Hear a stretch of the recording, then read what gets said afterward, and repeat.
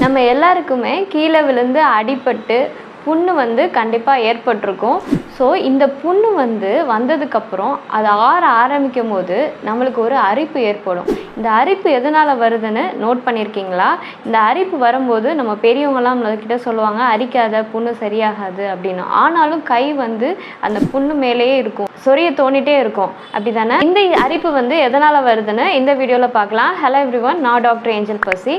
இந்த மாதிரியான யூஸ்ஃபுல் இன்ஃபர்மேஷனுக்கு நம்ம பேஜை ஃபாலோ பண்ணுங்கள். நம்மளுக்கு அடிப்பட்ட உடனே நம்மளோட ஸ்கின் செல்ஸ் அடிப்பட்ட இடத்துல நியூ செல்ஸ் க்ரோ ஆக ஆரம்பிக்கும். இந்த அடிப்பட்ட இடத்துல இருக்க செல்ஸ் சம் கெமிக்கல்ஸ், அதாவது ஹிஸ்டமின்ற பொருளை ரிலீஸ் பண்ணும். ஸோ இந்த ஹிஸ்டமின் தான் அரிப்பு உணர்வை நம்மளுக்கு தூண்டுது. இந்த அடிப்பட்ட இடத்துல குட்டி குட்டி நர்வ் டேமேஜ் ஆகிருக்கும். இந்த நர்வ்ஸ் திருப்பி ரீக்ரோ ஆகும்போது, வளரும் போது நம்மளுக்கு அரிப்பு ஏற்படுது. ஒரு புண்ணு வந்துருச்சு அப்படின்னா அதை சுத்தமாக வச்சுக்கணும். அடிக்கடி கையை போட்டு நோண்டக்கூடாது. புண்ணை சுத்தமாக வச்சுக்கல அப்படின்னா அங்கே பஸ் ஃபார்மேஷன் இல்லை பாக்டீரியல் க்ரோத் நடக்கிறதுக்கான சான்சஸ் இருக்குது. நம்ம ஹோமியோபதி மெடிசன்ஸ் வூண்ட் ஃபாஸ்ட்டாக ஹீல் ஆகிறதுக்கு ஹெல்ப் பண்ணுது அண்ட் ஸ்கார் இல்லாமல் ரெக்கவரி ஆகிறதுக்கும் ஹெல்ப் பண்ணுது. Stay healthy. தேங்க்யூ.